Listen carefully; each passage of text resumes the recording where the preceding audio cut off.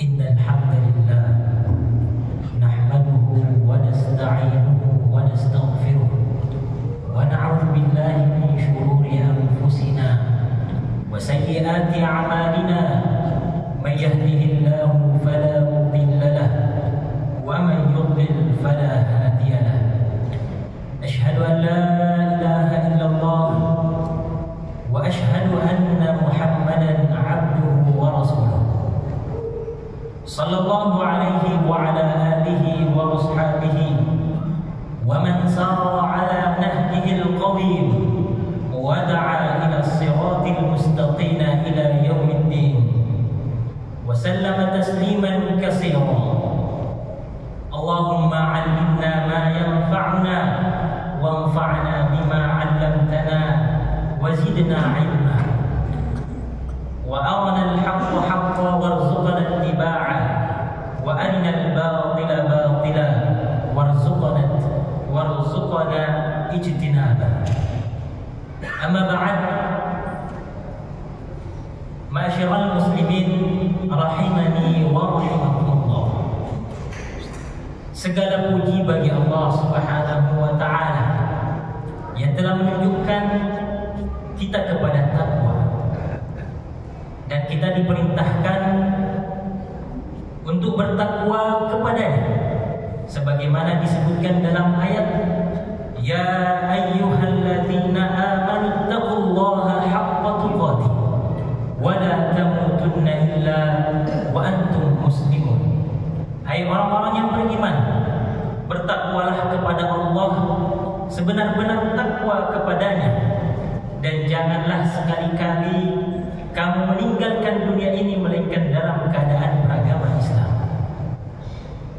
Salawat dan salam kepada sayyid para nabi, nabi akhir zaman, rasul yang syariatnya telah sempurna, rasul yang mengajarkan perihal ibadah dengan sempurna.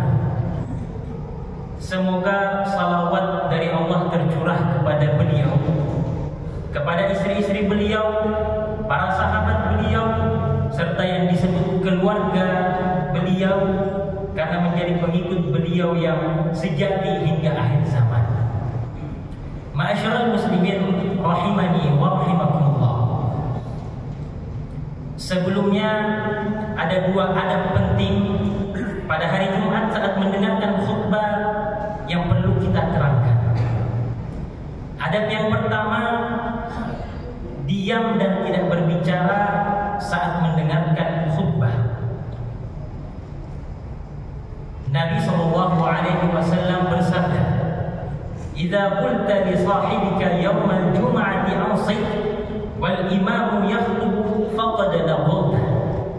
Jika engkau berkata kepada sahabatmu pada hari Jumat, diamlah, khatib sedang berkhutbah, sungguh engkau telah berkata sia-sia. Adab yang kedua, dilarang al-habwa, yaitu duduk sambil memeluk lutut saat mendengarkan khutbah. Nabi sallallahu alaihi wasallam juga bersabda, "Anna Rasulullah sallallahu alaihi wasallam naha 'anil hubwati yaumal jumu'ah wal imam yakhutub." Rasulullah sallallahu alaihi wasallam melarang dari duduk dengan memeluk lutut pada saat imam sedang berkhutbah. Pada kesempatan kali ini saya akan mengangkat sebuah tema mengenai bagaimanakah tanda seseorang itu istiqomah. Karena setiap hari kita terus mengulang ayat ihdinas siratal mustaqim siratal ladzina an'amta 'alaihim ghairil maghdubi 'alaihim waladdallin. Tunjukilah kami jalan yang lurus, yaitu jalan orang-orang yang telah engkau beri nikmat kepada mereka, bukan jalan mereka yang dimurkai dan bukan pula jalan mereka yang sesat. Ayat ini berisi perintah untuk meminta terus istiqomah di atas jalan yang lurus. Siratal mustaqim menurut Imam Tafsir Imam Ibnu Katsir rahimahullah adalah yang pertama mengikuti jalan Nabi, mengikuti generasi salaf dari para sahabat seperti Abu Bakar dan Umar, mengikuti kebenaran, mengikuti Islam, dan mengikuti Al-Quran. Ibnu Katsir rahimahullah mengungkapkan bahwa semua pengertian di atas itu benar dan semua makna di atas itu saling terkait. Siapa yang mengikuti Nabi Sallallahu Alaihi Wasallam dan mengikuti sahabat sesudahnya yaitu Abu Bakar dan Umar, maka ia telah mengikuti kebenaran. Siapa yang mengikuti kebenaran berarti ia telah mengikuti Islam. Siapa yang mengikuti Islam berarti ia telah mengikuti Al-Quran.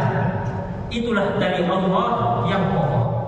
Itulah semua as-siratal mustaqim, jalan yang lurus. Semua pengertian di atas itu benar dan saling mendukung satu dan lainnya. Walillahil hamd. Ma'asyiral muslimin rahimani wa rahimakumullah. Bagaimanakah kita bisa istiqomah pada jalan yang lurus? Maka kita akan sebutkan 4 poin di antaranya. Poin yang pertama, tidak meninggalkan perintah Allah karena sedang mengalami musibah. Poin yang kedua, tidak meninggalkan perintah Allah karena kesibukan dunia. Yang ketiga, tidak mengikuti komentar orang lain dan mengedepankan hawa nafsunya. Yang keempat, beramal sesuai Al-Quran dan sunnah Nabi Sallallahu Alaihi Wasallam. Ma'asyiral muslimin rahimani wa rahimakumullah. Tetap istiqomah walaupun mendapatkan musibah. Allah Subhanahu wa taala berfirman, "Fa inna ma'al usri yusra." Karena sesungguhnya sesudah kesulitan itu ada kemudahan. Ayat ini diulang setelahnya lagi. Inna ma'al usri yusra. Sesungguhnya sesudah kesulitan itu ada kemudahan. Tentang ayat ini, Imam Ibnu Qatadah berkata, la yagliba usrun yusrain. Satu kesulitan tidak mungkin mengalahkan 2 kemudahan. Ingatlah, hikmah di balik musibah itu sungguh luar biasa. Jadi di balik musibah ada hikmah. Hikmah yang pertama, musibah itu sebagai ujian. Siapakah yang mampu untuk bersabar? Hikmah kedua, untuk membersihkan hati manusia dan supaya lepas dari sifat-sifat buruk. Maka sifat buruk, kesombongan, ujub, hasad berubah menjadi ketundukan kepada Allah. Hikmah ketiga, iman seseorang akan menjadi lebih kuat ketika ditimpa musibah dan dia bersabar. Yang keempat, hikmah musibah menunjukkan kuatnya Allah dan lemahnya manusia. Dengan adanya musibah, kita juga semangat berdoa kepada Allah dengan tulus, ikhlas. Musibah juga membangunkan seseorang yang sedang lalai terhadap zikir kepada Allah Subhanahu wa taala. Yang terakhir, nikmat itu baru dirasakan kalau kita mengetahui lawannya. Kita baru rasakan nikmat sehat ketika kita mendapatkan sakit. Ma'asyiral muslimin rahimani wa rahimakumullah.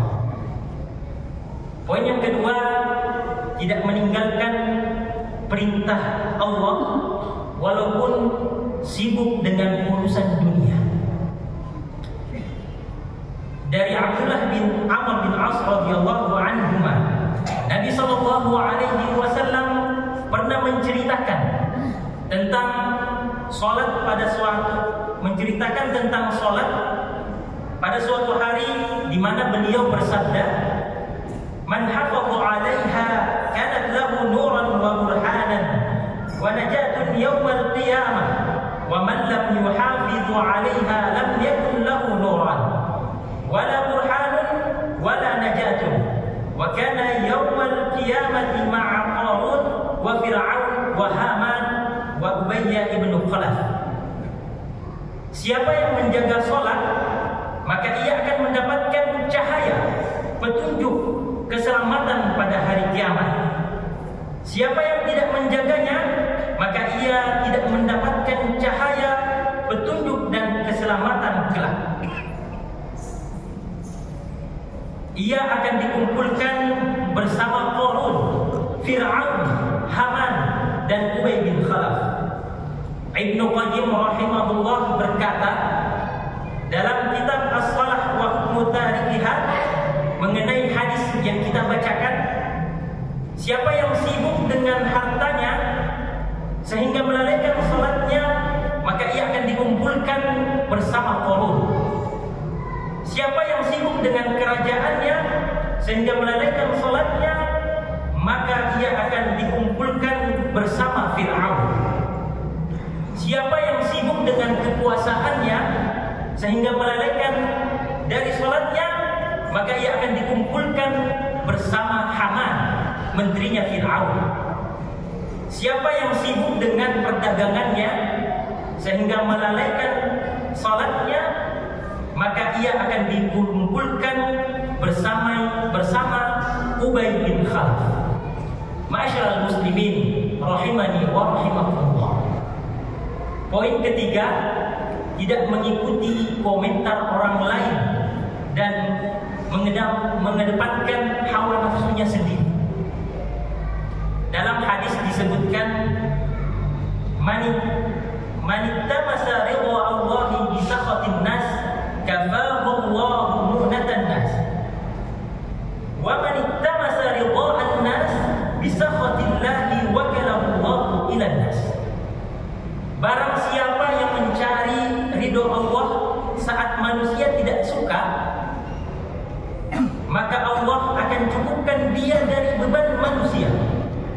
Barang siapa yang mencari ridho manusia namun Allah itu murka, maka Allah akan biarkan dia bergantung pada manusia. Ma'asyiral muslimin rahimani wa rahimakumullah.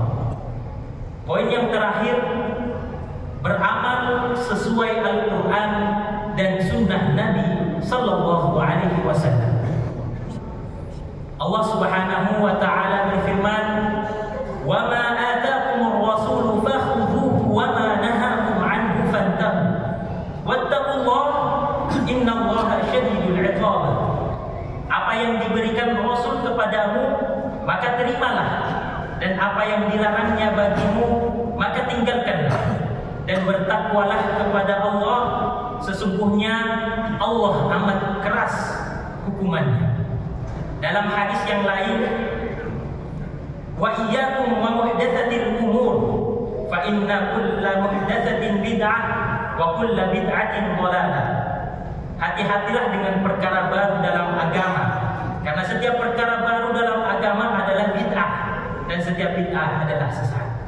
Syekh Albani mengatakan bahwa hadis ini sahih. Ma'asyiral muslimin rahimani wa rahimakumullah. Demikianlah tanda kita bisa istiqamah di jalan yang lurus. Kesimpulannya adalah, yang pertama, tidak meninggalkan perintah Allah tak kala kita mendapatkan musibah. Yang kedua, tidak meninggalkan perintah Allah karena kesibukan dunia kita yang begitu banyak, sampai melalaikan kita dengan urusan akhirat kita. Yang ketiga, tidak mengikuti komentar orang lain dan mengikuti hawa nafsu kita sendiri. Dan yang keempat, beramal sesuai Al-Quran dan sunnah Nabi Sallallahu Alaihi Wasallam. Demikian khutbah pertama ini, semoga Allah memberi taufik dan hidayah kepada kita semua. Aqulu qouli hadza wa astaghfirullah li wa lakum wa li sa'iril muslimin wal muslimat. Innahu huwas samii'ul 'aliim.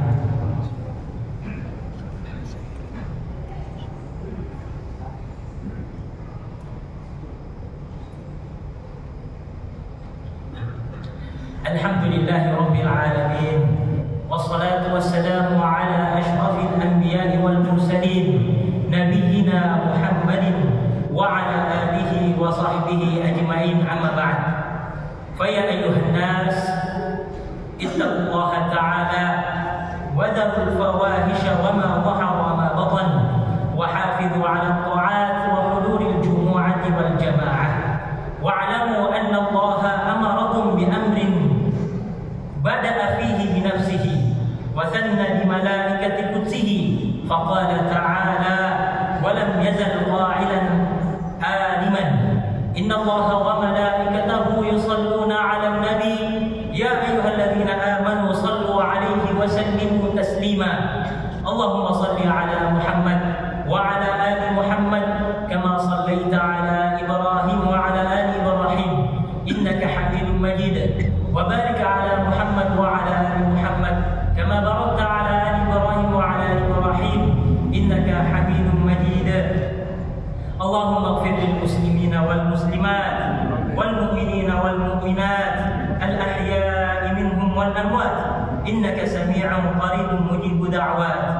ربنا لا تزغ قلوبنا بعد إذ هديتنا وهب لنا من لدنك رحمة إنك أنت الوهاب. اللهم إنا نسألك الهدى والتقى والعفاف والغنى. ربنا لا تزغ قلوبنا بعد إذ هديتنا وهب لنا من لدنك رحمة إنك أنت الوهاب. اللهم أحسن عاقبتنا في الأمور كلها وأجرنا من خزي الدنيا وعذاب الآخرة. اللهم أصلح ولاة أمورنا. اللهم وفقهم لما فيه صلاحهم وصلاح الإسلام والمسلمين. اللهم أبعد عنهم بطاعة السوء والمفسدين وقرب إليهم أهل الخير والناصحين يا رب العالمين. ربنا هب لنا من أزواجنا وذرياتنا قرة أعين واجعلنا للمتقين إماما. ربنا آتنا في الدنيا حسنة وفي الآخرة حسنة وقنا عذاب النار. وصلى الله على نبينا محمد وعلى آله وصحبه ومن تبعهم بإحسان إلى يوم الدين. وآخر دعوانا عن الحمد لله رب العالمين. أقم الصلاة.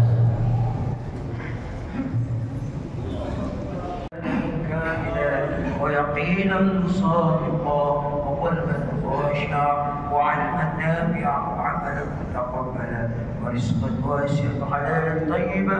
ربنا آتنا في الدنيا حسنة وفي الآخرة حسنة وقنا عذاب النار. وصلى الله على رسول الله سيدنا محمد وعلى آله أجمعين. سبحان ربك رب العزة عما يصفون وسلام على المرسلين.